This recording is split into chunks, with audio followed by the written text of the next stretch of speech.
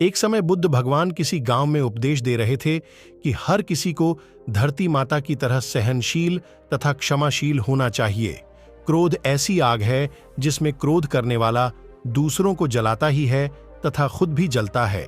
सभा में सभी शांति से बुद्ध की बातें सुन रहे थे। वहीं स्वभाव से अतिक्रोधी एक ऐसा व्यक्ति भी बैठा हुआ था जिसे ये सारी बातें बेतुकी लग रही थीं। वह कुछ देर ये सब सुनता रहा, फिर अचानक ही आग बबूला होकर बोलने लगा, तुम पाखंडी हो, बड़ी बड़ी बातें करना यही तुम्हारा काम है, तुम लोगों को भ्रमित कर रहे हो, तुम्हारी ये बातें आज के समय में कोई मायने नहीं रखती। ऐसे कई कटु वचन सुनकर भी बुद्ध शांत रहे। उसकी बातों से ना तो वह दुखी हुए ना ही कोई प्रतिक्रिया की। यह देखकर वह व्यक्ति और भी क्रोधित हो गया और उसने बुद्ध के मुंह पर थूक कर वहां से चला गया। अगले दिन जब उस व्यक्ति का क्रोध शांत हुआ तो वह अपने बुरे व्यवहार के कारण पछतावे करने लगा और वह बुद्ध भगवान को ढूंढते हुए उनके स्थान पर पहुंचा। लेकिन बुद्ध नहीं मिले, वह अपने शिष्यों के साथ अन्य गांव के लिए निकल चुके थे। व्यक्ति ने बुद्ध के बारे में कई लोगों से पूछा और ढूंढते ढूंढते वहीं पहुंच गया जहां बुद्ध प्रवचन दे रहे थे। उन्हें देखते ही वह उनके चरणों में गिर पड़ा और बोला, मुझे क्षमा कीजिए प्रभु।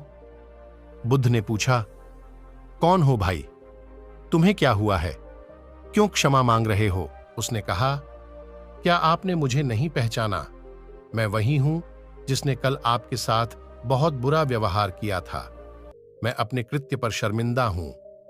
मैं मेरे दुष्ट आचरण की क्षमा याचना करने आपके पास आया हूं। भगवान बुद्ध ने प्रेम पूर्वक कहा, बीता हुआ कल तो मैं वहीं छोड़कर आ गया हूं और तुम अभी भी वहीं अटके हुए हो। तुम्हें अपनी गलती का आभास हो गया, तुमने पश्चाताप कर लिया, तुम निर्मल हो चुके हो। अब तुम आज में प्रवेश करो। पुरानी बातें तथा बुरी घटनाएं याद करते रहने से वर्तमान और भविष्य दोनों बिगड़ते जाते हैं। बीते हुए कल के कारण आज को मत बिगाड़ो। यह सुन उस व्यक्ति का सारा बोझ उतर गया। उसने भगवान बुद्ध के चरणों में पड़कर क्रोध त्याग दिया तथा क्षमाशीलता का संकल्प लिया।